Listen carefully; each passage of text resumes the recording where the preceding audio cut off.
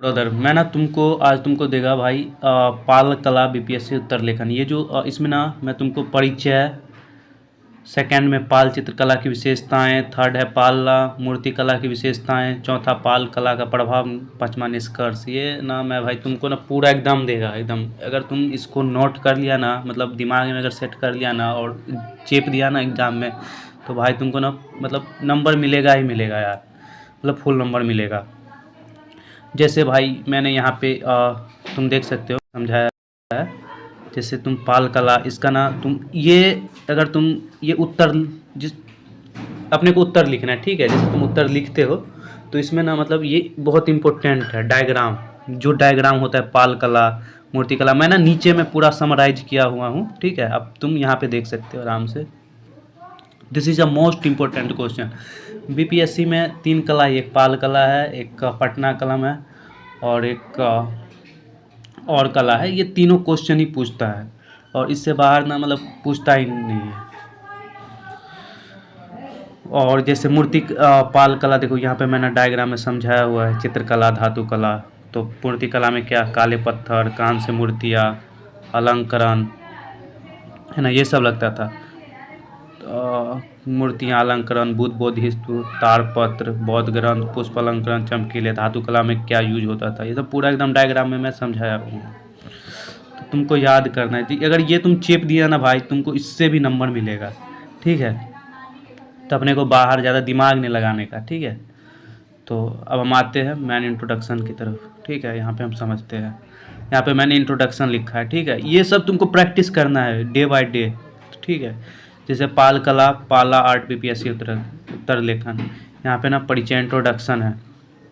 तो इंट्रोडक्शन में क्या है, पाल कला भारत की प्राचीन चित्रकला और मूर्ति कला परंपरा का एक महत्वपूर्ण भाग है, जो मुख्य रूप से 8वीं से 12वीं शताब्दी के बीच बंगाल और बिहार में विकसित हुई। यह शैली पाला वंश के संरक्षण में फली फूली और मुख्य रूप से बौद्ध धर्म से प्रेरित थी। यह जो मतलब इन्फ्लुएंस था, ये बौद्ध धर्म से इन्फ्लुएंस था। और 8वीं से 12वीं सदी में ये ट्रेंड चल रहा था, जैसे अभी मतलब ट्रेंड कर रहा है, जैसे अभी कोई बाबा ट्रेंडिंग में आ जाता है, आईआईटी बाबा, या फिर जैसे सोशल मीडिया पर भी जैसे ट्रेंड करता है। तो उस टाइम पे ना सोशल मीडिया नहीं हुआ करता था, इस टाइम पे जो हुआ करता था, मनोरंजन के लिए मद्दारी गांव में खेला दिखाता था या फिर कोई पेंटिंग वगैरह।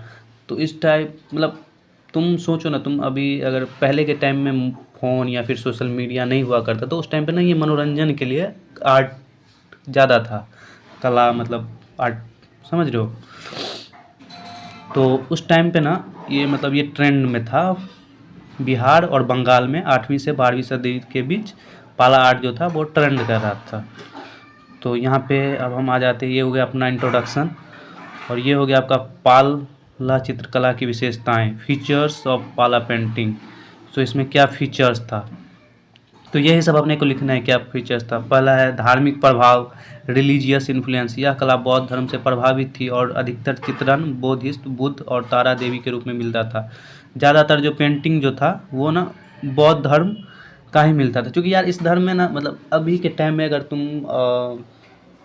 लाइक कोई जैसे लीडर्स है, जैसे मोदी अभी मतलब ट्रेंड कर रहा है, तो अभी मतलब ज़्यादा आदमी जो वोट करता है वो कमल को ही देता है, मतलब सब कोई जानता है मोदी को, मतलब क्योंकि बिकॉज ये ना ट्रेंड कर रहा है। तो इस टाइम पे ना बौद्ध धर्म जो था वो ट्रेंडिंग में था।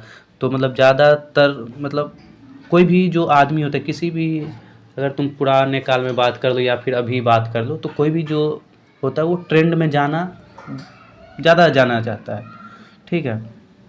तो उस टाइम पे ना वो ट्रेंड चल रहा था बौद्ध धर्म, तो इसलिए वो ज़्यादातर चित्रकला जो मिलती थी वो बौद्ध धर्म पे ही बनाते थे वो लोग, ठीक है। अब सेकंड नंबर क्वेश्चन है, सेकंड नंबर है ये पांडुलिपि चित्रण। तो ये क्या था, पांडुलिपि तर्पणों पर बनाई जाती थी, जिसमें सूक्ष्म चित्रकारी और स्वर्णों एवं नीले रंग का उपयोग होता था।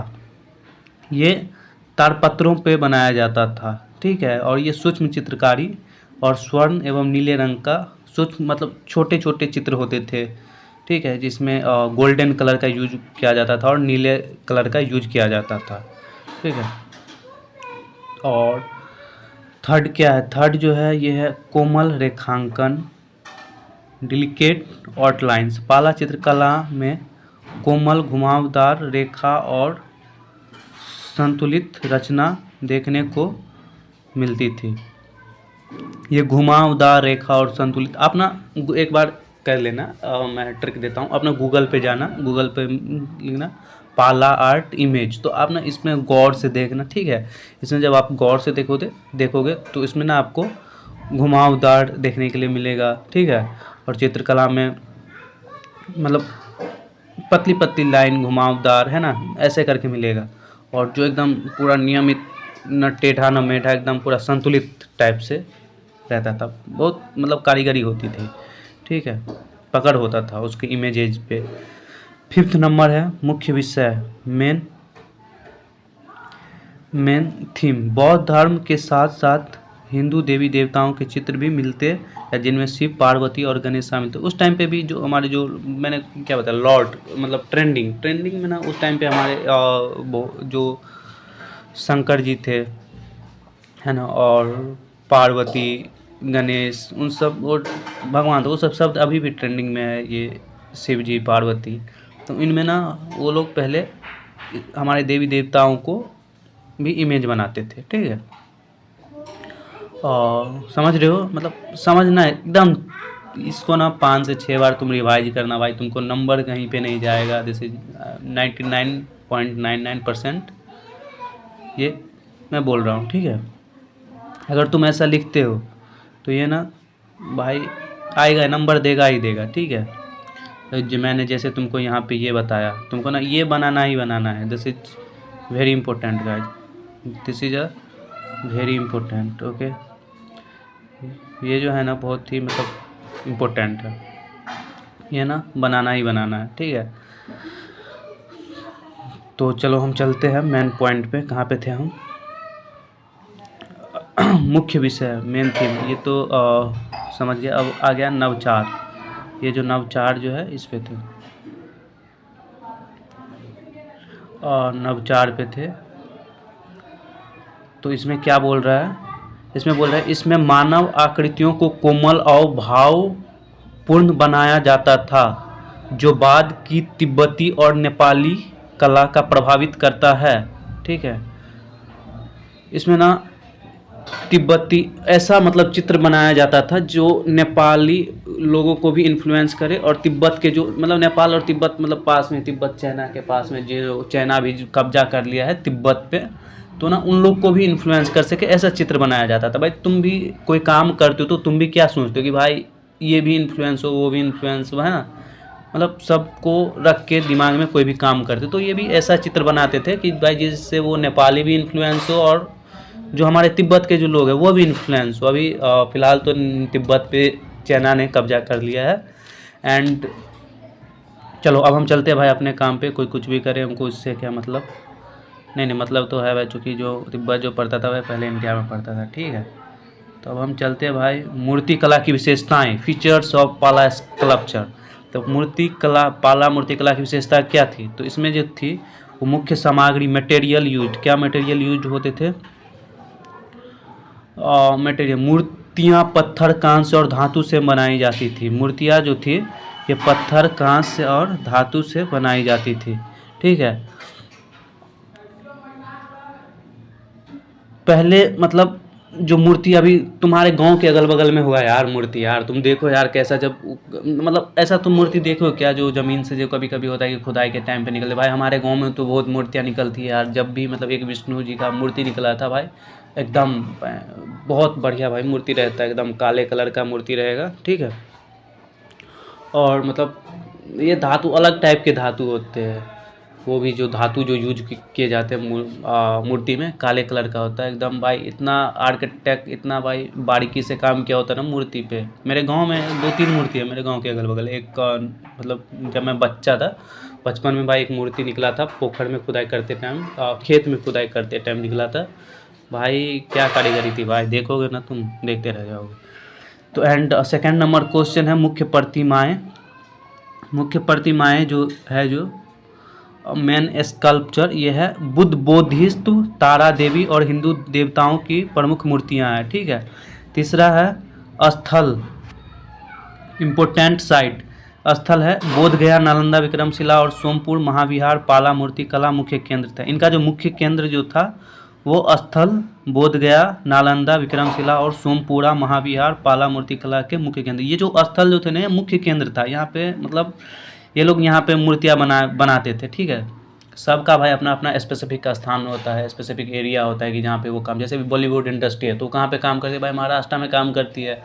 ठीक है, तो सबका अपना अपना यार एरिया वो होता है। ठीक है, और फोर्थ नंबर जो है वो क्या है, फोर्थ नंबर विशेष शैलियाँ, डिस्टिनी स्टाइल। डिस्टिनी स्टाइल क्या है, वो है प्रतिमाएं विस्तृत अलंकरण और सौम्य अभिव्यक्ति और मुद्राओं में निर्मित होती है।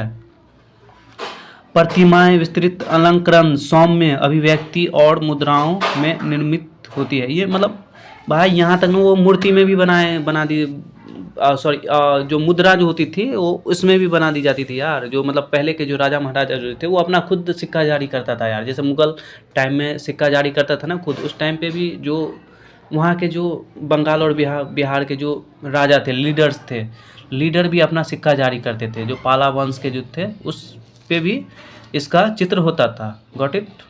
समझो गाइज, मतलब क्वेश्चन अगर तुम समझ गए ना भाई, तुम्हारे लिए लिखना कुछ भी नहीं है, कुछ मतलब ज़्यादा मायने नहीं करता। बस तुमको दिक्कत है भाई क्वेश्चन समझने में, क्वेश्चन समझ जाओगे, दिस इज़ वेरी इजी। समझ रहे हो मैं क्या बात बोल रहा हूँ। नेक्स्ट नंबर है भाई पाल कला का प्रभाव, इसका इन्फ्लुएंस। इनका इन्फ्लुएंस भी कहीं ना कहीं होगा यार, पाल कला का जो प्रभाव होगा, इन्फ्लुएंस ऑफ पाला आर्ट। समझ रहे हो, ये इन्फ्लुएंस ऑफ पाला आर्ट।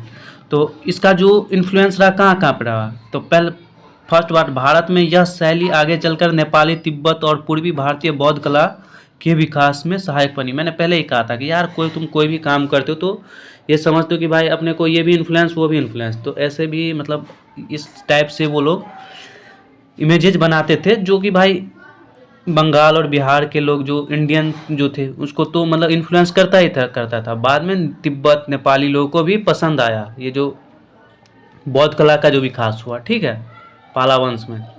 एंड सेकेंड क्या, विदेशों में पाला शैली का प्रभाव चीन, तिब्बत, म्यांमार और श्रीलंका देखा जा सकता है। और चीन में, तिब्बत में भाई जब कोई भी तुम अच्छे काम करते हो तो भाई सब सराहता है। ठीक है, ये जल्दी से जल्दी मतलब कैसे, मतलब अगर तुम कोई भाई सोशल मीडिया पे देखते हो भाई, कोई अगर कुछ बढ़िया चीज़ होते तो सब ट्रेंडिंग में चले जाते हैं। जैसे मैंने अभी जस्ट फ्यू मिनट्स पहले मैंने दिया था IIT बाबा भाई, उन्होंने एकदम ट्रेंड कर गया भाई, पूरा कुंभ पूरा एकदम। ठीक है, एक से एक यूट्यूबर भाई, जैसे अभी एक लड़की थी भाई जिसने हनी सिंह बिहार की एक लड़की थी भाई, देवरा वाला गाना गा के एकदम ट्रेंड में चला गया था ना भाई। ऐसे ही मतलब तुम कोई भी काम करते हो ना तब भाई ट्रेंड में चले जाओगे। ठीक है, तो मतलब उस टाइम पे जो पाला आर्ट जो था वो चीन, तिब्बत, म्यांमार और श्रीलंका में मतलब ट्रेंड में चला गया था। समझ रहे हो भाई। एंड निष्कर्ष क्या है, कंक्लूजन, पाल कला भारतीय संस्कृति विरासत का एक अमूल्य हिस्सा है जिसने बौद्ध और हिंदू कला दोनों को समृद्ध किया है। इसकी चित्रकला और मूर्तिकला शैली ने भविष्य की एशियाई कला पर गहरा प्रभाव डाला और यह आज भी अध्ययन और संरक्षण का विषय बनी हुई। भाई तुम अगर आंसर राइटिंग करते हो ना तो this is a very important question. अपने को कंक्लूजन जो है, निष्कर्ष जो है वो अपने को लिखना ही लिखना है। पाल कला भारतीय संस्कृति विरासत का एक अमूल्य हिस्सा है जिसने बौद्ध और हिंदू कला दोनों को समृद्ध किया। यह जो कला है भाई बौद्ध, मतलब अगर तुम मतलब कोई भी चीज़ भाई अगर ट्रेंड करता है, मतलब तुम करते हो तो इससे ना भाई सबकी मतलब समझ लो आर्थिक स्थिति से बिहार और बंगाल में जो ये जो इमेजेज बिके होंगे, मतलब इस टाइम के अलग अलग लीडर्स लिए होंगे भाई, तिब्बत के लीडर्स लिए होंगे, नेपाली लीडर्स लिए होंगे, ठीक है, या फिर इंडिया के अलग अलग क्षेत्रों के जो लीडर्स जो परचेज किए होंगे, तो उसका जो मुद्रा होगा वो किसके पास होगा, जो पेंटर है। ओके, तो पेंटर कहाँ के थे भाई, बंगाल और बिहार के थे। This is a very simple. तो इससे क्या हुआ, इससे आर्थिक जो स्थिति थी मतलब बढ़िया हुआ भाई पेंटिंग बेच के। मतलब ये मतलब अपने को ना पॉजिटिव वे में लिखना है, this is a positive way. समझ रहे हो। एंड इसकी चित्रकला और मूर्तिकला की शैली भविष्य की एशियाई कला पर प्रभाव पड़ा। भाई इंडिया कहाँ पे, एशिया में है, तिब्बत कहाँ पे, एशिया में है, नेपाल कहाँ पे पड़ता है, एशिया में, तो ये कहाँ पे प्रभाव पड़ेगा, एशिया में प्रभाव पड़ेगा। इससे वेरी सिंपल डाला, और ये आज भी अध्ययन और संरक्षण का विषय बनी हुई है। तो इस पर जो अध्ययन और संरक्षण आज भी है भाई, आज भी तुम बीपीएससी के लिए पढ़ते हो पाल कला को, तो अध्ययन तो जारी है, संरक्षण भाई इस पे मतलब संरक्षण भी है, मतलब संरक्षण मतलब समझ रहे हो ना, मतलब कोई भी चीज़ को म्यूजियम में पाला आर्ट तुमको मिल जाएगा भाई, अलग अलग म्यूजियम में, और इस पे तुम अध्ययन कर ही रहे हो बीपीएससी के थ्रू, मतलब पढ़ तो रहे हो ना भाई एग्जाम पर्पज से, तो इस पे अध्ययन और संरक्षण हाल भी जारी है। This is very simple. निष्कर्ष जो लिखना है अपने को पॉजिटिव वे में लिखना है, फिर भाई तुमको ना नंबर क्वेश्चन कोई नहीं काट सकता, ठीक है, अगर तुम मेहनत बढ़िया से लिखते हो तो। I will meet you brother next video, एकदम रैपचिक वीडियो लेके, ठीक है, रैपचिक तरीके से मैं ऐसा बनाऊंगा ना भाई कि तुमको ना एकदम दिमाग में घुस जाए, ठीक है, ऐसा भी मैं वीडियो बनाऊंगा। Thank you guys.